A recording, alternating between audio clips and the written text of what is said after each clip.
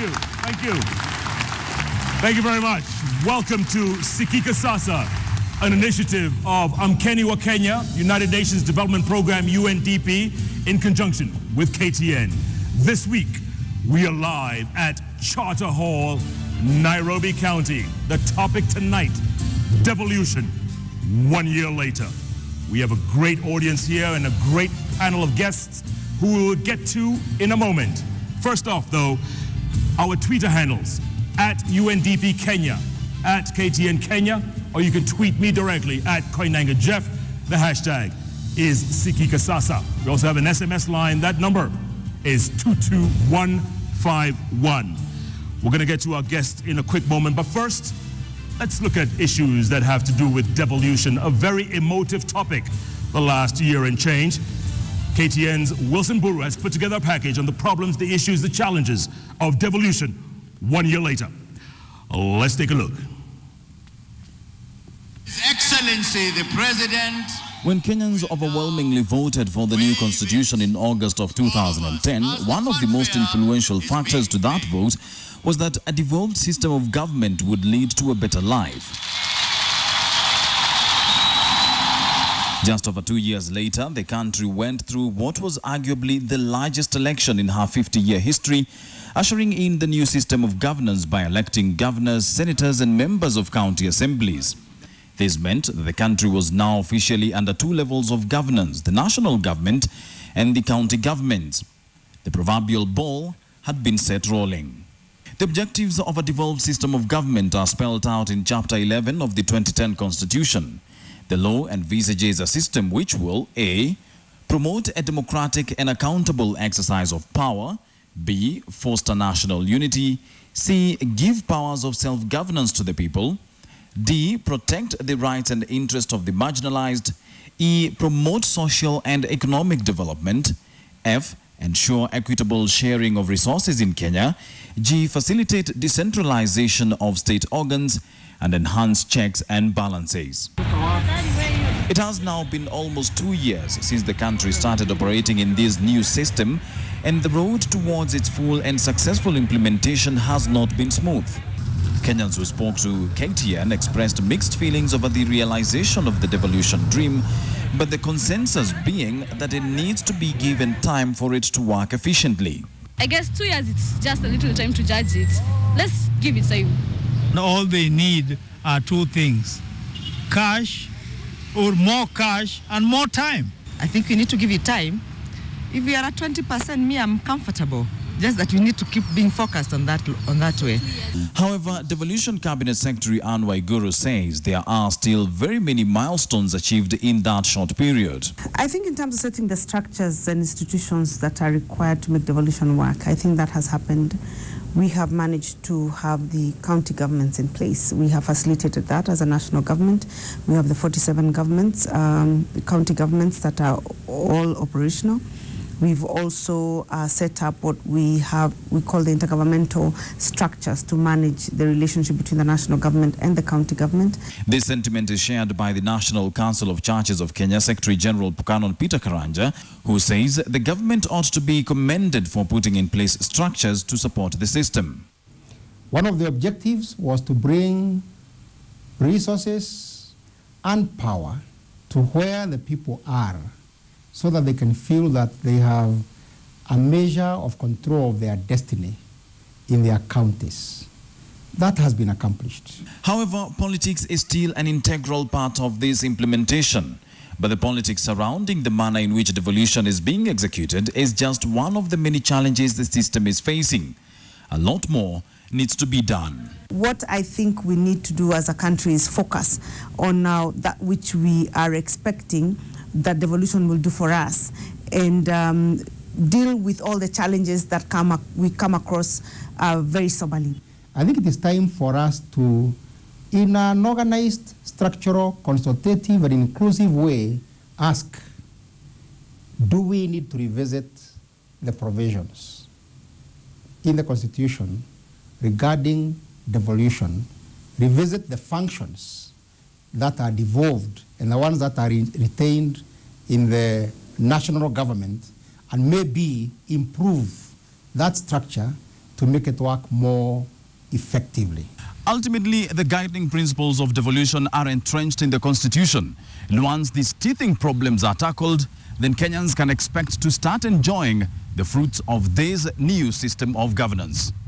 Wilson Buru, KTN, Nairobi.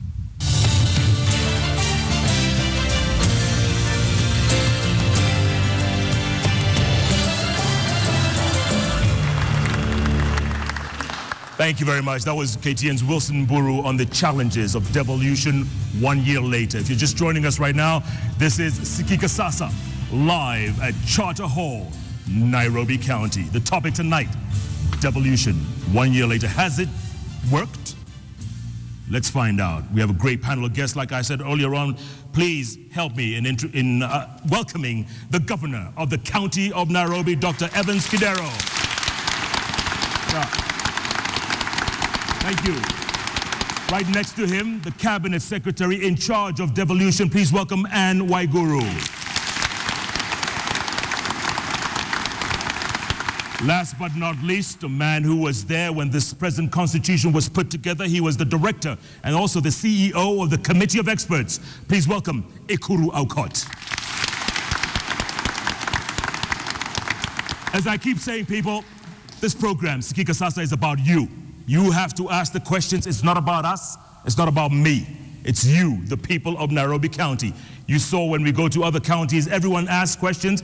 I'm sure you have many for your elected leaders right here on stage. So get your questions ready as I ask the first question. And Governor, this is your county, so you get my first question. And that question is, name one thing in the last year and a half, Governor, one thing that you can proudly say you've achieved for the county of Nairobi. One thing. Jeff, thank you very much, and good evening to everybody. Karibuni watu wa Nairobi, and if there are guests who are visiting Nairobi, musikie mko nyumbani.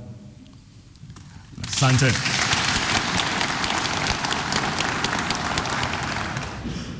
I would like to say that a number of things have happened, but above or some of the things that we are very, very proud of, health is a devolved function, and whereas health is proving to be a challenge in a number of ways, we have managed to increase drugs availability in our hospitals. Our doctors are very happy and they're giving services, and we've increased the number of maternity beds by close to 300 in about 12 months. In 12 months. Okay. I was speaking to a hustler. He calls himself a hustler, Governor, and I didn't call him that. His name is Maina. He's going to have a question for you very shortly. But before we do that, Cabinet Secretary, this is your docket, devolution. The government has given the counties a lot more than the Constitution states they should have, and yet they still want more. Are we that greedy, Madam Secretary? Are we that greedy that every time you give us half, tunataka kuongeza even more and more? What is it about us? Well, good evening, everyone. I think that's a tricky question. I should say that the government has exceeded the limit that was put in the Constitution. What the Constitution did is that it said that we should be able to give resources to the counties a minimum of 15%, right? So it's not that it was restricted to 15%, you could give more. And what the government did in the first year, we exceeded that by twice. We gave 32%, and this year close to 40%. I should say at this point that it says 15% of the last audited accounts, whichever those accounts are. And so we believe as a national government that resources follow functions. And so the resources that we give to the county governments and the ones that are actually recommended by the CRA are not decided in a vacuum.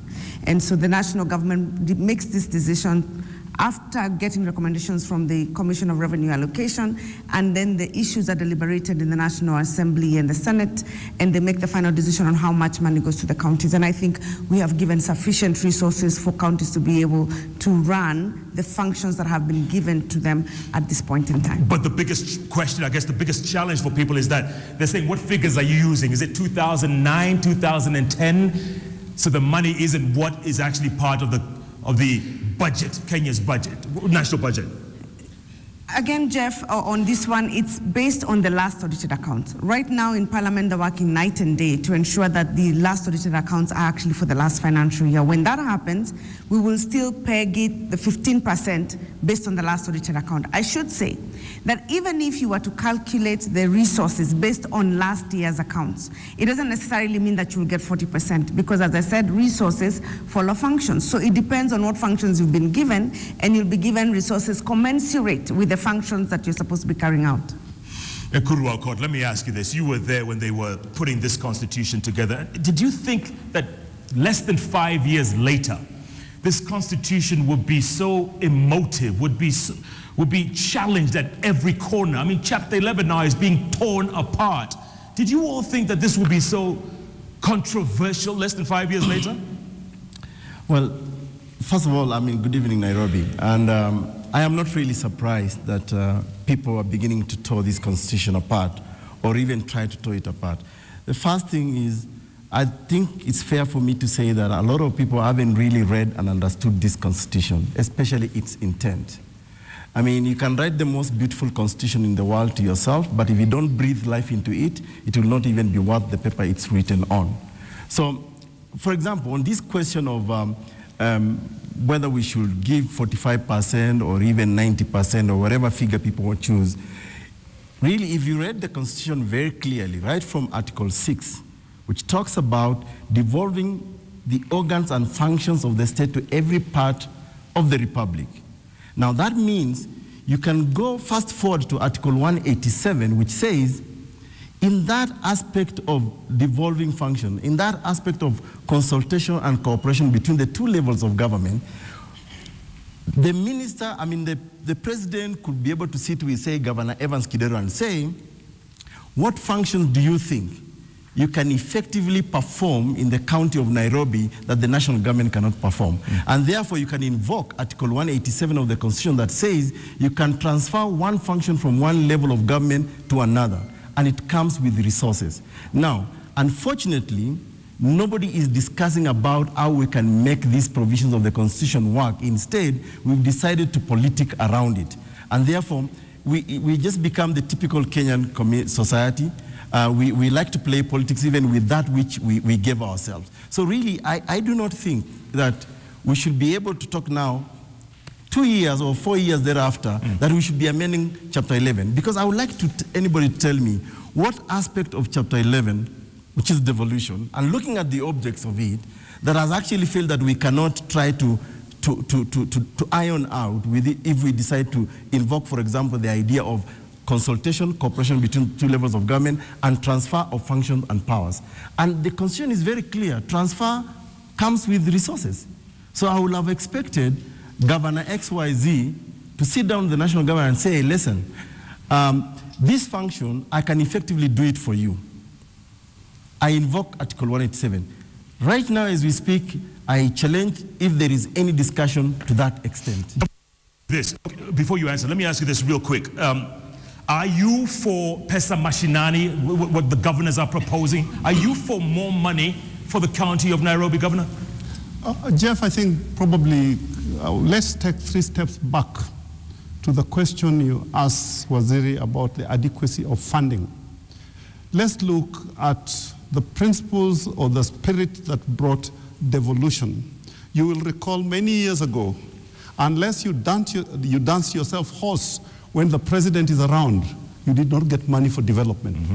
What devolution needed to do was to remove discretion in provision of development,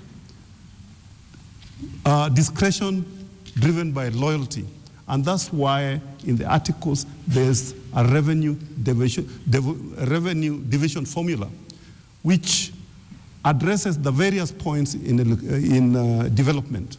And that is poverty index, area of land, and population. And those 3 things, if addressed, then development would have been adequately looked at. However, the one thing that was never looked at was salaries. And take, for example, I mean, Nairobi. we get 11 billion shillings. But salaries to the devolved functions, and this does not bring development. I mean, salaries, allowances, out of 11 billion, we pay 8 billion. Does that include ghost workers?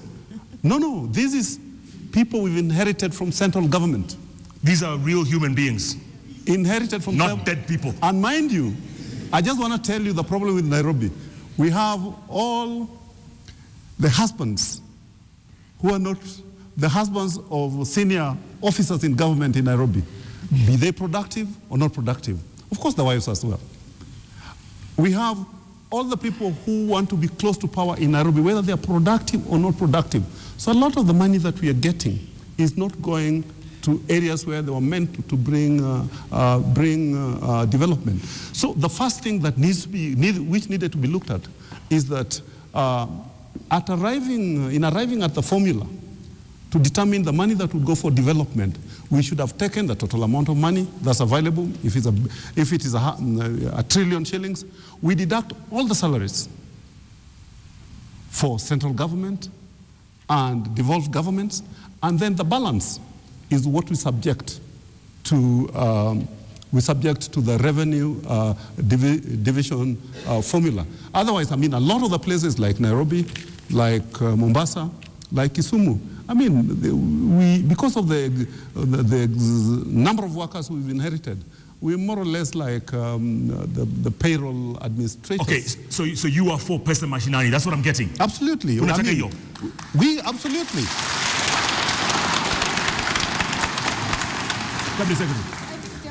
Allow me to interject here and say something. If the problem, from what I understand, is the number of workers we have, then is a solution to increase the amount of money or to deal, and especially when you've already said is workers that are unproductive, is a solution to add money to the problem, throw money at the problem, and hope that now we will solve it? I don't think so.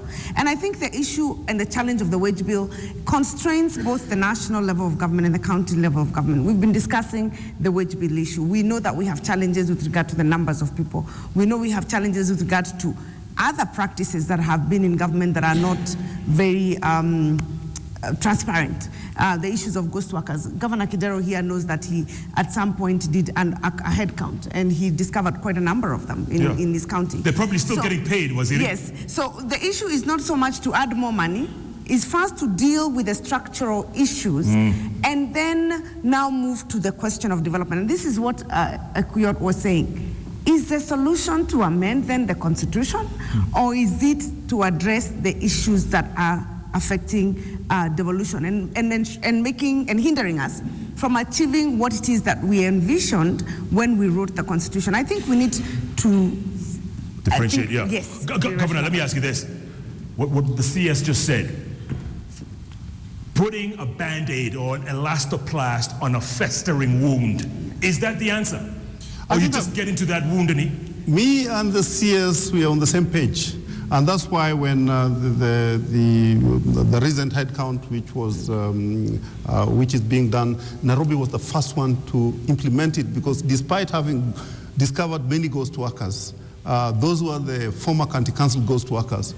This will enable us to discover also the inherited central government ghost workers. So the issue of unproductive workers, excess workers, both the central government and the county government are on the same page, because it will get rid of excess fat, it will get rid of waste. And that's why, Jeff, when I was talking about the revenue division formula, I said we needed to have removed salaries from the money that would go into the revenue division formula. Okay, let me ask the general audience a question here, and it's an unscientific study. How many voted yes for the Constitution here? How many voted yes? It's like a majority. How many voted no? How many voted yes and regret it? Ekuru, that was your Constitution, man. Not mine, Jeff. I was only a midwife, and I think that's one myth we need to shatter. But is it stillborn? Is this Constitution, because we're not allowing it to grow, we're not allowing it to mature. We're like a bunch of teenagers where we question everything. By the way, just for information, I think Kenyans, don't be too hard on yourself. This constitution is highly cited and referenced in the continent and even beyond. Believe you me, I mean, right now, I'm helping Liberians write their constitution, and everybody wants to study the Kenyan constitution-making process. So you actually spoke out your hearts, and we tried as much as possible to incorporate those views into this constitution. Like I keep on saying, you know, this constitution is a living text. If we don't believe in it, if we don't breathe life to it, I mean, it's a self-betrayal. So you cannot, at the end of the day, say, you know, even though we voted this constitution, now we don't like it. But I think let's try and understand this constitution, both its spirit and the letter. Okay, and let's try and understand devolution, people, and I know you have a lot of questions. Maina, you get the first one, my brother. My question goes direct to Bwana Evans Kidero, Governor Nairobi County. Nilikuwa nimeuliza Governor, our health facilities zimeoza. Ukienda kwa hospitali za City Council, utakuwa referred kwa another clinic kwa sababu ya mambo ya laboratories. Wanakuambia zetu zilikufa. All these health facilities, if you go there, they will tell you labs zetu zilikufa. Na hapo ulisema ya kwamba hiyo ndio kitu umefanya kwa mwaka mmoja ukikuwa kwa ofisi. Na si ukweli, hospitali zetu za Kanjo zimeoza. Maina, wewe umejionea hivyo? Nimejionea hivyo, niliadmit my sister-in-law hapa Mbagathi. Kutoka kwa mahali pa kuandikisha wagonjwa kupeleka kwa ward, nikapata hakuna blankets, hakuna sheets kwa vitanda. And then you have to bribe huyo mtu wa daktari ndiye akuletee nini sheet na blanketi. Hii sasa tunasema pesa mashinani ama ni pesa mashimoni?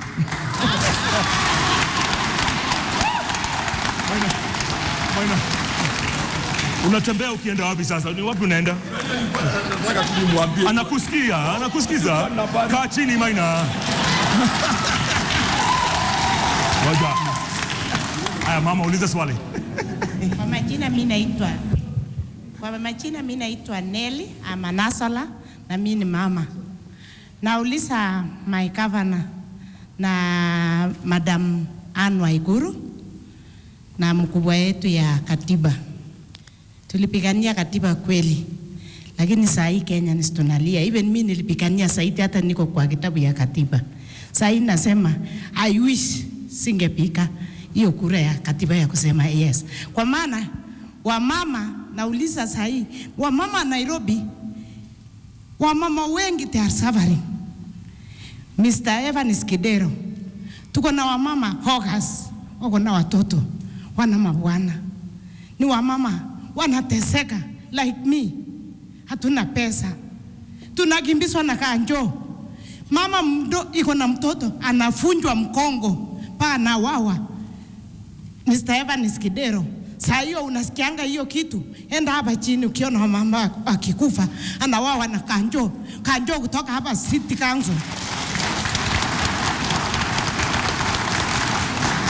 Ya pili, tuko kitu inaitwa Uwezo Pan. Ilikuwa imesemekana wakina mama na youth watapata. Tuliapply, tujaona. Na sisi tuko na watoto, hata watoto karibu wamerutishwa kwa mashule na hatuna pesa ya kulipa school fees. Tulipiga kura tukasema governor atatusaidia. Juzi ulisema ulikuwa na kesi, tunataka utusaidie. Sasa una kesi imeisha. Okay. Kuna watu wameapply hii Uwezo Fund hapa? Yes. Most of you? Yes. Umepata? Hakuna. Kuna yoyote umepata? Hakuna. Yes. You said you've disbursed some funds, or people are in the process of getting funds. Is that true? Because I don't know anybody who's gotten Uwezo Fund. Nyinyi mnajua? Let me clarify on the Uwezo Fund. As I speak today, we have disbursed 4.2 billion shillings out of the 5.3 billion that is supposed to go to women and youth across the country. And this money has gone to the constituency Uwezo funds committees. I have personally been going around the country.